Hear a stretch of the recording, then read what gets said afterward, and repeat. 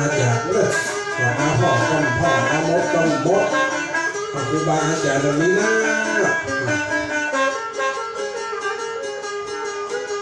แต่ละปีละปีเดี๋ยวเดี๋ยวมาพวกมดจะได้สูงมาเดี๋ยวเจอมาสั่งเลยเขาหนักเขาเจอหนักผีทหารนู่น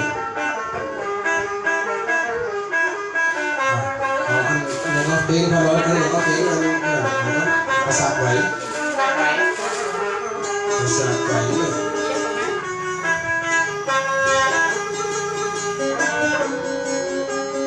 ภาษาไหวที่ว่าน้าน้องขวัญก็น้องตรงพอดีเลย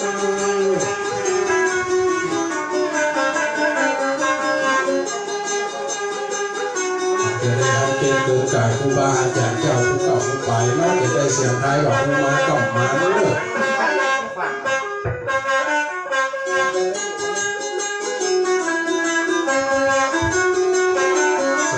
สำหรับครูบาอาจารย์การเดิน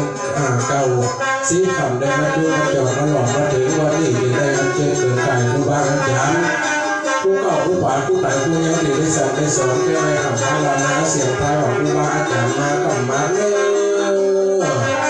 สาธุสาธุครูบาอาจารย์เจ้าการวันนี้เล่าเป็นวันดีข้าจะทำพิธีเหลี่ยมรอบได้เกินกองเพียงเป่าตวัดดีข่าวสารมีกางขังงามเกินใหม่สวยใสไหวพ่อหน้ามาคู่ข้างอาหารมาตั้งผู้หาหอมอ่อนก็ได้บอนปัดใจเครื่องก็ไว้มาเป็นขาวแดงแม่ก็ว่าจังสุรานำกระดังสุราข่าวสารตรวจข้าได้เหี่ยเสียงท้ายสืบจากน้ำลายไปลิ่นอันว่าเจ้าหูทั้งหลายมาเข่าบ่อยังขอบยังขันมาไม้ปันนี้เบิร์นมาจิ้มเจี๊ยโจมมาผ่านลมยังขันคูเป็นเจ้ามาเข้าสู่ขันเจิ้นยังครูบาอาจารย์เจ้าแห่งหลวงพ่อพระอธิการขันแก้วกันระยะหนักตะโลตุลงแก้วพระอธิการทุกเปลี่ยนกิจที่สาโลตุลงคำหลักในซุกพระอธิการเกษตรวิเศษพระแก้วโลตุลงเสมวัดห้อยแหงพระอาจารย์หลังนี้ปีนั้นได้สอนตัวเมืองแห่งข้าในหลวงมิ้นเป็นวงในเมืองเอาซองกินตั้งแต่แรกเก้าตุลงซุยไว้เมื่อได้สอนทำหมอเป่ายาคนยังขออาจารย์ละยิ้มปากทันยะเป่าสอนลดน้ำกันคาถาแล้วก็หลวงพ่อปีนั้นได้เสริมได้สอนมายังกำห่อขวัญคาถากำใบคำสาต่างๆให้หลวงเลี้ยงสอนนี้อันเป็นยาได้สอนจ่อยสอนช้อยยังก็ล้วงสะอาดลงคิดสอนคาถาเจ้าพญาสามหลังเจ้าแต่งขึ้นเหลืองยังเดี๋ยวปอกผู้ซ้อแม่ผู้ซ้อที่ได้สื่อมาจากปอกทิ้งควายโดยสังเกตแม่คำมาดันโป่งเทวีตัวเวียงปอกเป้าแล้วปอกทิ้งจันวันเจซ่อนอันลูกเต้าลูกซิกลูกหาการในวันนี้ทำมาทุกจอเราถึงแม่บอกมาแล้วข้าของที่ไม่เข้าเสียงไทยบอกพวกนี้ไปและเศษพอสังเกตผู้ว่าขึ้นมาการกำจัดว่านี่เตอร์ของผู้ว่าอาจารย์มาหนังของหนังคำเนี่ยมาพอเสริมหนักเสริมผู้ข้ายักษ์เสียงไทยของผู้ว่าอาจารย์มาฟ้องกำห้องทำมาฟ้องข้าอาจจะได้นับของเราไม่เข้าเรื่องไม่นับของเรามีขวัญเราได้กูก็ทุกกูกำทุกจะมาเจ้าก็มาหวยก็มาปัดตันทำมันตันก็จะได้เดินจนมาแห่งหลอกถ้าบอกมาเปรียบพ่อเป็นกูเป็นเข้าทุกกูไม่กูแสดงของผู้มาโคจะได้ห้องได้มาถูกจะได้คลายกูเดินกูจะได้สังหรณ์ขาดไปแล้ว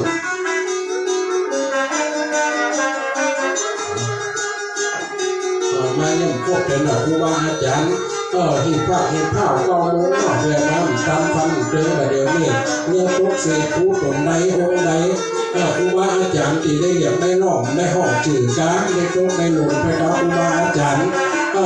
ขอให้มันหล่อความขันทำบ้านที่สองทุกโลกเอตาหลักทางนั้นนะข้าเป็นเจ้าเพื่อมาเฝ้าขอขันเมื่อยันวันอย่าลาเธอมากองทากองเอามา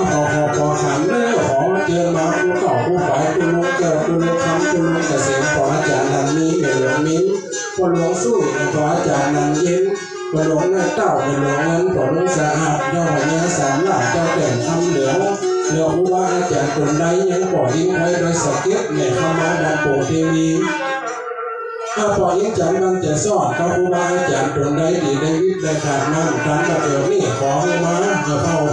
ขอขันเรื่องนี้ต้องมาปันและมือเธอมาจืดใจจมขอเธอมาผ่านลมมาบ่อกำ ต่ออย่างนอกของเพื่อมาหนังทองกำจ๋าอย่าได้วิทย์เวลามันจะตรวจจะได้พายคูเรียกคูเนอมีทองสปะทองหินแต่พอจะหน้าผีกระหามมีดังไก่ปิ้งไก่ต้มเราปั้นเขาโกงข้าวหลงเหมือนละหมาดหลับไม่อย่างละเก้าเอามาไหวแต่ผ้าแต่หลายอย่างหลายอันถ้าคูได้มาพ่อจะในมนต์พอพญามนต์ก็ถามมหาเสน่ห์ให้หลุดสิ้นหลุดหาคนติดกันมาได้ก็เอาเรียกล่อห้องกับเลือกครูบาอาจารย์เลือกให้ได้กูเลือกถ้าหลอกได้กูก็ได้ถ้าได้ก็จะได้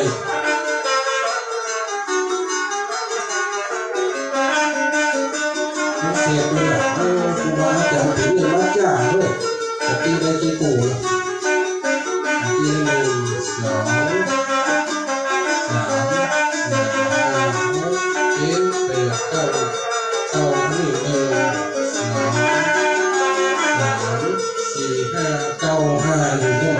2 น้ำเล็กมันกับน้ำปีเรียกก็น้ำปีเรียกสำหรับพระพุทธเจ้าครูบาอาจารย์นะองค์พระพุทธเจ้าเอาองค์ลูกองค์พุทธเจ้าองค์พุทธตื่นองค์พุทธไปกินน้ำไม้กันห้องนะ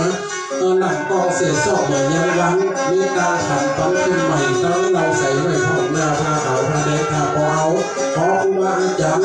อยากน้องมาเฮอได้น้องอยากจ่าเฮอมันหนักขอหน้าปอเอาลูกซิกลูกหามาของหน้าของตาวิขาดนั่นได้จ้ะก็จะเกี่ยวจะแทงน้องเลิกมาขาดนั่นได้ประตงขนมก็ของโซ่ของหวานเราหนุกไหวคำปลาหันน้ำไหลมันพ่อครูบาอาจารย์มันหนักสอบยังดังเมันหนักท่าอย่าได้เลยจ้าเวลาต่อฝ่ายครูบาอาจารย์ไปตอนใดมา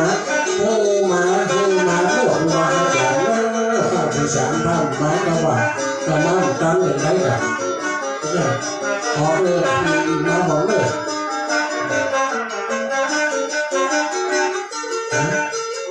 เด็กปู่3 ปู่953โอ้ผมอยู่ในมาครูบาอาจารย์มาห้องหน้าห้องฐานแล้วหมอห้องจอดหนักเลยอยากตีจะซื้อผู้เราเบาบางแบบนี้ก็ตีแต่ในโอกาสเจอครูบาอาจารย์นี่เจอหน้าไอ้ก้อนเลยเราจะสุมาครูบาอาจารย์มันทำเนี่ยมันทำถึงอย่างนี้มันซิกเก้ายมขันนกเลือดตัวปิดจะได้เครื่องขันสุมาครูบาอาจารย์ก่อนเลิกกำสุมา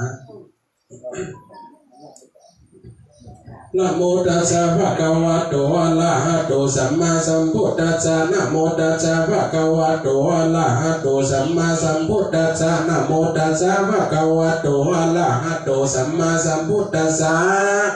ตินิสิงหิสัตตนาเคปัญจปิสโน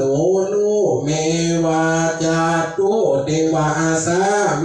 สลาจาปัญจอินตาเอกายขานาวะเทวาปัญจโอมาเทวะลาจาทะอัลลังวันทามินิสีลาสาสิติติตาโมอมพัว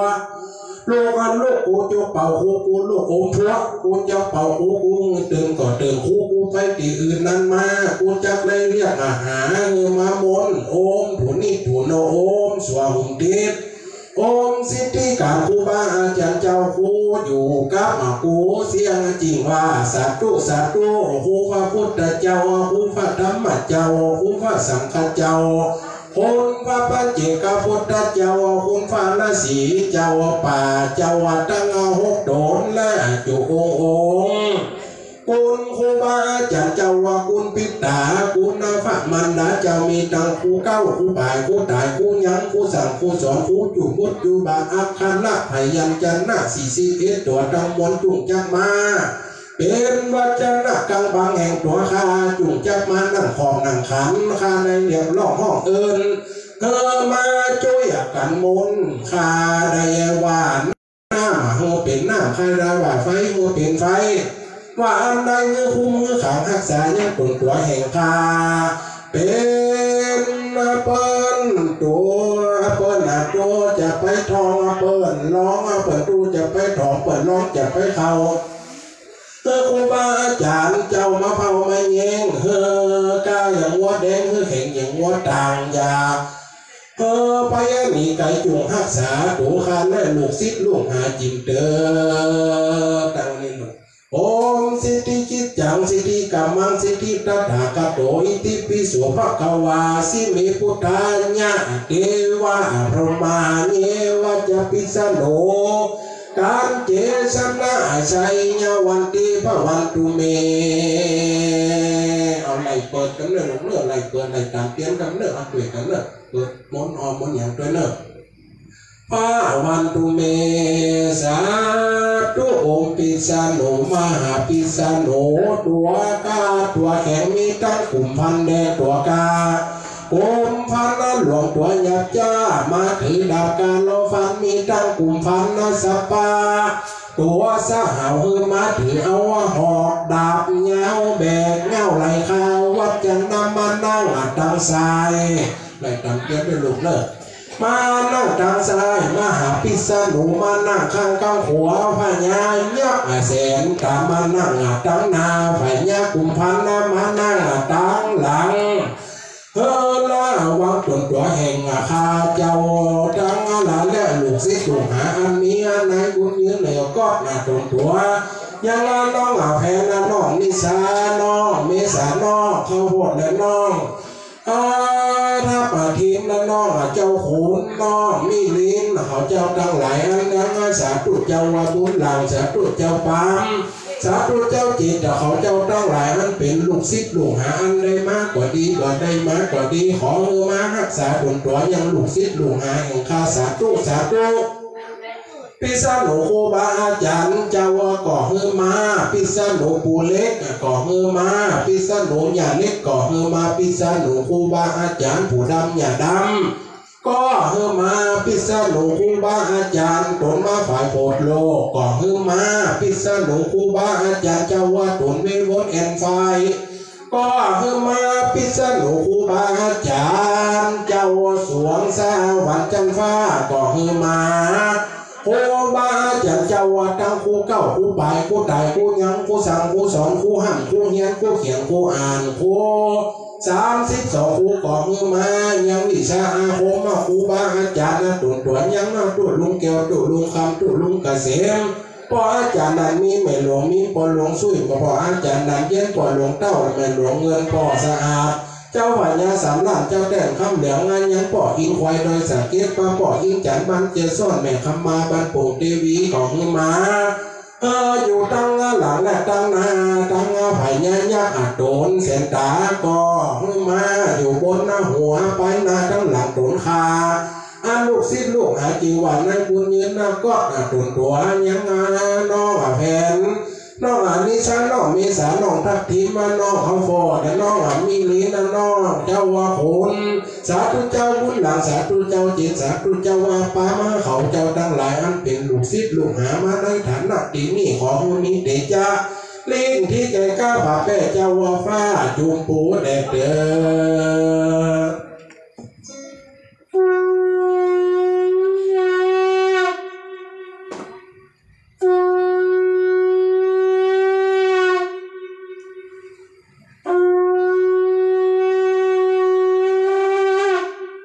สาธุมาเลยโสชายะเอหิอุตตาหิตังนะคะพุทธังปิสาโนกันตังปานาจันนาตังวัฏนุตองวัฏนุภาภาขวาละภาตาภาภาตังเต้าลาวิสุวัตตังแปดจุมาแผดปลีวันโอมาสิทธิการครูบาอาจารย์ป้อหมอเทวป้อหมอเก้าหูป่ายผู้ตายผู้ยังแสนฝ่าวังเป็นเก้าพระเพิ่งพระไปเจ้าโดนาเตป้ามนแก่กาตังพมสีนาโดนมีติลิติสลิกุตนักน้ำพันละไม่ไอสวนจุงมากำยังตุนตัวแห่งคาแดดเดือเอหิอาคัตสัตตุสัตตุอาคัตสัตตุอาจโยอาจมังกัลละคาถา32ตนตั้งตนตัวนั่นโนมและตนนักเทวตนนักเก้าอยู่เตรียมใจบัดนี้ไม่มีตัวผู้ข้าพระติการสเวปัญญาวชิโลผมด้วยลูกศิษย์ลูกหามีงานไหนบุญยืนก็น้องแฟนน้องเขาวฟอน้องนิสาน้องเมษาน้องทับทิม น้องมีลิ้นและน้องเจ้าว่าโขนและสาธุเจ้าว่าหลังสาธุเจ้าปันสาธุเจ้าเจตอันเป็นลูกศิษย์ลูกหาข้าเจ้าทั้งหลายก็มีมากู้บูผาและเจ้าดวงดอกก็ดอกไม้แลเครื่องขันตั้งหลายอันเจิญพิษณุกันนะโดนอาเอาหัวจูดาวจูอันพิษณุกันโดนวิเศษโดนตาโดนจบใจเปกุนทองอันเป็นครูแห่งข้าก็อยู่ทักทะลองอยู่ผู้อยู่ไกลและตีไกลอยู่ตีใหญ่ตีหลวงอยู่ตีกวางอยู่ตีกลางและตีสั้นและตียาวทั้งตีต่ำและตีสูงทั้งตีขึ้นและตีจ้าทั้งผีและตีสางตีย่างและตีลมผู้ข้าก็ได้หูไปตีสุดขออันเจิญวิสุกันเทวบุตรเทวดาโดนวิเศษเป็นจบได้เป็นสร้างเจดีย์จุลามณีอยู่ฟ้าดาวติงสาขอโอกาสหลักท่านนะขออันเจิญครูบาอาจารย์เจ้ามากรรมมาจัวตัวกูจูตนจูองเด็กเด้อ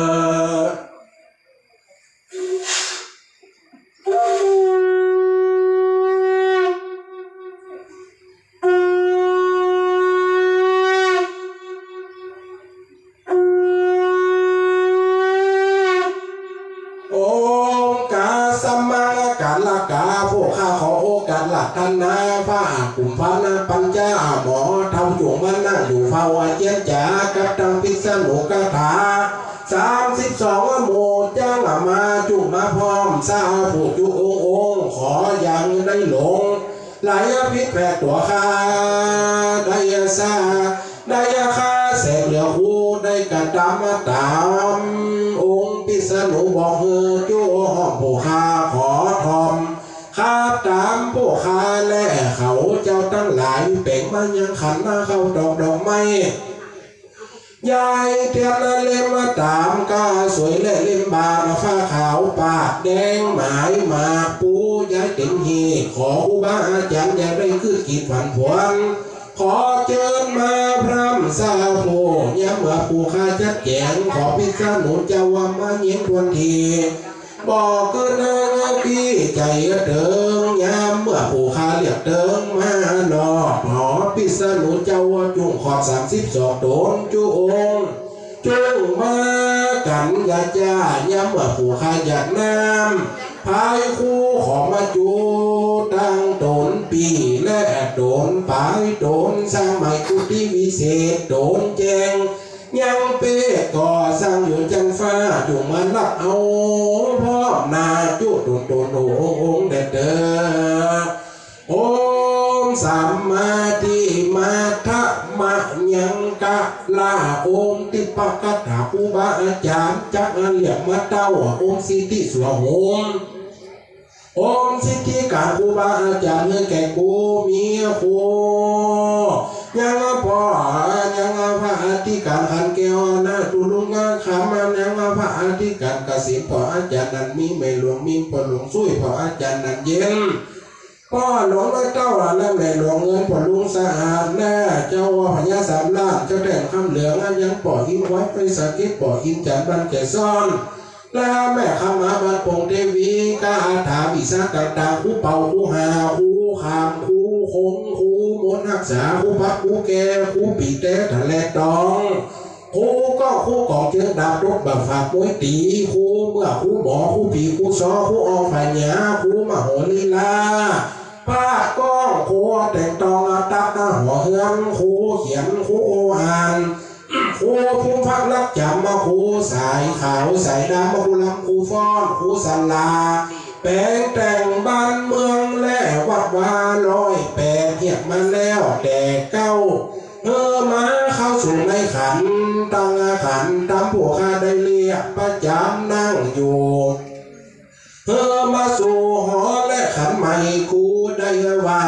ลูกก่อนลูกกูได้ว่ากูตื่นก็ตื่นติปะมดเอาครูกูไปตีอื่นก็ปานามาว่าโดยคาถาสิทธิจิตจังสิทธิกัมมังสิทธิลาโภชาโยนิจังพุทธาสิทธิธรรมสิทธิสังฆสิทธินามัญญังนามามิหังรัตตายังพุทธคุณังธ รรมกุณังสังฆกุณังอรหันตามิสัพพทา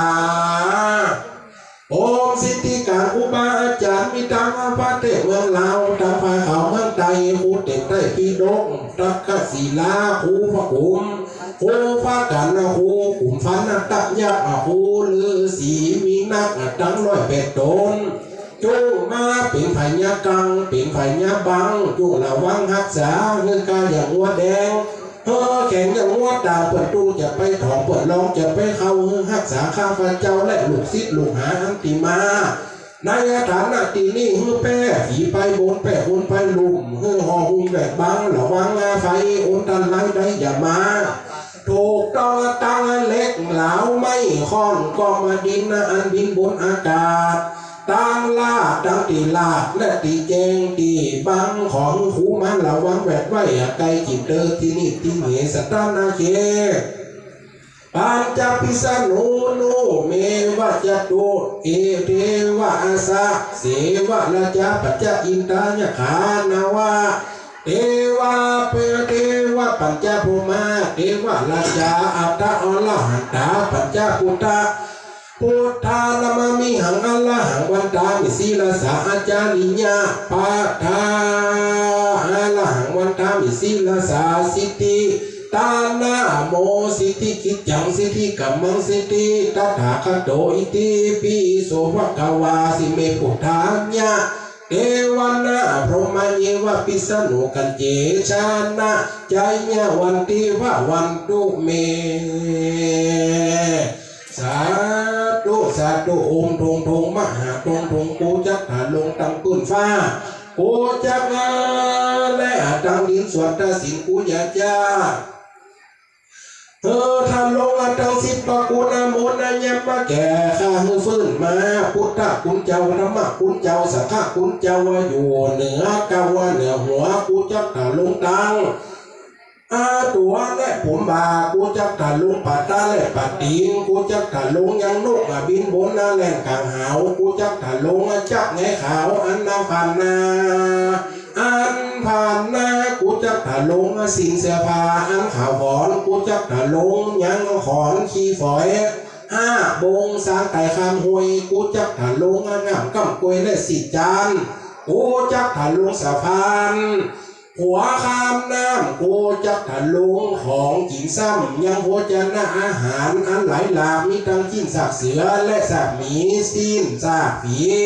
และซากสางกูจักถลุงสัตว์เดียวทางอันกายผ่านนากูจักถลุงเสียฟ้าบางซักอันว่าดีกูจักถลุงกำว่าจีหยาบจ้าอันเขาว่าข้ามหัวกูจักมนชมปล่อยหัวลงขอให้มีเตจ้าขึ้นมาดังเก่าครูบาอาจารย์เขาว่ามามนองค์ทงทงสวาทงทงใจยะมังกะลังสาธุครูบาอาจารย์พระบาเดียวจักรลงยังคุ้มอาทิวะของบดีวะนะออกของครูบาอาจารย์มันหนังของนางขันนะครับคุ้มหักหนาลูกศิษย์ลูกหาเขาเจ้าทั้งหลายคือมาในฐานะที่มีแต่แต่ดีหลีเด้อกับทองเราหูหนึ่งฟังเรา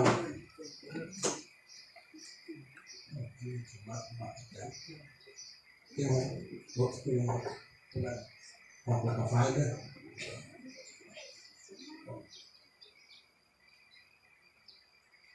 ตึงแก้วตั้งหัวเรื่อง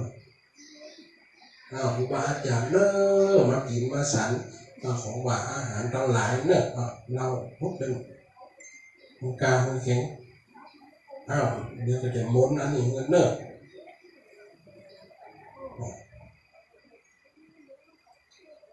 จะได้มุนออกมาหยาอ้นอย่างไหวเนอครูบาอาจารย์เดี๋ยวเราจะได้บรรเลงออกครูบาอาจารย์น้ำมันหนักโดนกูหนักสุมาเรียบร้อยเอาเราขอฝ่ายเนอเดี๋ยวจะมุนออกกันก่อนห้องคาถาครูบาอาจารย์กันเนอเป็นของจริงวันนี้เป็นของพิเศษนะครูบาอาจารย์เนอ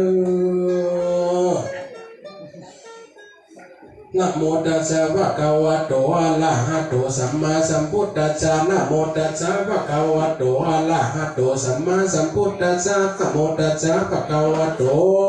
อะระหะโตสัมมาสัมพุทธัสสะ นามามีมามหาลาภาอิติพุทธัสสะสุวรรณังวาลาจานังวาทานังวาพีทังวาอัตถังวาปัตถังวาเอหิอากัสสะญะอิติมีมานามามีหังอุอากัสสะอุอากัสสะนาจาลิติโอมโพนทั้งบังเกิดเปิดโลกโลกาวิทูวิสุทธานิธรรมังบังเกิดเปิดโลกวิทูวิโสทานิสังฆังบังเกิดเปิดโลกของวิทูวิโสทานิครูบาอาจารย์เจ้าของมาบนเปิดยังหูยังตาลูกศิษย์ลูกหาลูกเสน่ห์มหาปัญญาจุมาโยกับลูกศิษย์ลูกหาปัญจมังสีละขัตนาหัญญานักขโลอิติสัมภโวอิสวสุนาโมเมธาลุยสาโสวะกัมนิจุเลวะหิพระเนลังโมตาโมเตนังเยเทนะพุทธภาลาอิละโหติเทงะนะมาเฮสาลิกวันตนาเมตตาภูเสนีสีนีเหหรัตถังสาลิกาลาโภพระวันตุเมเอหิทิตังปิญญังมะมะเมตตากรุณามุปานิปุรายินดีทายะอินโดพุทธสัตโตวินาสัตโตกุกุกัสสะมัจฉญะโอมสุมาปะตุ้มหอมมนจ้างกินจ้างหงคนกินคนอ่อนเฮืออ่อนหากูเหมือนเข้าติดเหลือมเหมือนฟื้นติดไฟเนื้อนางเนื้อละสวะโหมนาโลกาจานิลิเมติเสสุสาสนะตะเปโอมไอ้งูก็ปอไอ้งูหลวงผัวมึงหลวงต่อจ้างน้องควายควางกิ่งด้อยผัวมีสูลพิษแกงกาเหมือนดังหน้าไผ่ญาจ้ากูเจาะจอดใส่จู่ก่อเฮือแล่นมาหากูเจาะจอดใส่ปัญหาก่อเฮือให้กูเจาะจอดสันไฟน้อย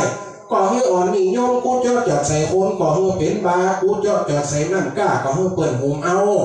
ตั้งสาวงามล้อใจหลุมผ้าเฮือไว้หน้าหากูปิดสนูผายาหมูกูใส่แต่เนอลักสวงโหมโอมพิษาพยังวุฒุนวิเศษย่ำพระเดชดงหนาตาอิจฉาเหตุจาขวดเข้ามาหากูภาษาปัญญุปันเฮลักเหมือนตื้อแสงขันนามาเมามากุโลนายะอินดียะอินดูอะตัวกูตัวมึงมะดูเดียโอมสติมนุษย์สติโอมจิตาจิตังปิญญังมาโอมพยังวุฒตัววิเศษมึงหยอกเดียวดวงของเขตข้ามาโดยอิทธิมังหืออำนาจแก่กูเอาจอดใจจ้างก่อหือหนจอดใจโคนก่อหือเปียงดังบาให้หาเหมือนดังพ่อแม่มึงตายกันมึงได้ถูกน้ำลายไปลิ้นก่อนรักแทงทองติดใจห้องรักแต่กูโอมสวะโหมโอมมะถามิติอะติมานิวานังอะโหนามะมาลานะปาลิติกังโอมสุจุสัจจะหงสุสัจจะจุสัจจะมุตุตามงกุลนามุติตาโอมเขมะเขโมเขมะกุมาโลอิทธิหันกูมีใจใครใดการหันแล้วก็มีใจใครหนีหันกูดีว่าดีโอมเขมะเขโมโอมกุมาโลสวะโหมโอมอินเกออินก็รอดอันนังมาดังสีนาเฮือมาจอดอมเฮือนขอดสีเนอมกินเกี่ยวกอดสองมือสอดเกี่ยววันหักแป้งปันแพงทองบ่อนี้จากห้องอิทธิยิ่งใจมีผูกรัก32มัดผูกรัดเกี่ยวปันเกี่ยวสอดโกมแผงผ่าลมจูบแกนมันหวานแค่สีเนจิตบดเด้ด้วยง่ายบ่เฮือไม้ไหลลงเข้าในองค์คงไว้เฮือมึงให้หากูลักหมดทุกบ่ขาดขวาเข้ามาในใจจริงอันใจยิงตั้งหลายหันนาอินตัวกานองลงไผ่ยานนั่งโขงก่ออิงอ้อยตั้งไผ่น้อยก่อนนิยมมาจิ้นโจมอวดนาตั้งน้ำก้าก่อหุ่มเอาสาวงามแล้วอูอ่อนน้องใจค้อนไหลมาโอมจิตตาจิตต่างปียังมะอูงเตมะสวาโอมกาติมนุสติสาธุครูบาอาจารย์เพื่อแกมหาเสน่ห์แกลูกศิษย์ลูกหามเขาเจ้ามาแล้วข้าจักได้มนต์อ่อยกถาขอปิสนุครูบาอาจารย์มาเป่าอ้อแต่งแต่ดีเด้อโอมนะจำจิตโมจำใจ กูจะมาตาจะไม่น่าสวยอิตานันนอสนักกูจะโมจือมันน่ะปิกาสวยทิศโอมตะโตอิโตละโจมหาปัญโยอิติโตปัญญายุเปโตวินาโถนันนาโถมโหสัทธาอายันตุผู้คาวัยยอดพระเกียวเจดีตังอิติปัญญาแต่ฟ้าเจิญขี่ม้าแก้วแน่เกียนคำลงมาวิวอนขิงเจ้าอ่อนปานดังคำแดงเจิญเจ้าแต่งลงมาดังคอหันละหันตาโผคาถือเครื่องข้ากำซ้ายอาณาเจิญลงมาดังกำหัวเจ้าลงมาสู่ข้าปากว้าวอพญาก็ออกมาสนในเมืองคนบ่มีไฟเปียกย้ำใดง่างซับง่ายปัญหาแห่งทำเพื่อปัญญาไว้เหมือนดังน้ำบ่อแก้วเขี้ยวไหลมาน่ะเนื่องนั่นน้องพญาวิลาเจิญลงมาช่วยซับปัญหาแก้แม่นได้แล้วอย่าลืมความปัญญาอันละหังปัญญาลัตนาโอภาเสตาโอมสาเหอน้อยจำจิตจำใจพระไทยจำใจขอมาช่วยผู้ข้าจำแต่เนื้อนางเนื้อลักสวะผมติดโอมกูคือลิ้นกาคำกูจะพาแป้จุมปูกันกูได้คิดอันใดให้เหมือนใจดังโอมมะสะกะโอมสวะผมติดเกสู้ซาซานัดดาเพ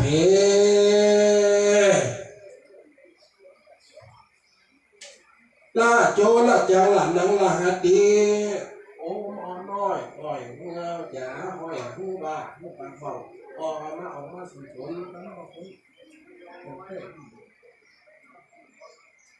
โอกิตาจิตังพิยังมามะโอมาลิมาโนอุสกะอาหุหุมาลิเกโอ้มันอะไรทำไมครูบาอาจารย์เนื้อมาดูมนคาถามนของกินของใจมนอ่อนเนื้อสูงกับยกยอโคกับเนื้อห้องเปลี่ยนครูในหลุมเนื้อน้องหลงหน้าน้องไงดีไหมมันอ่อนมันกลายเป็นอื่นได้อยู่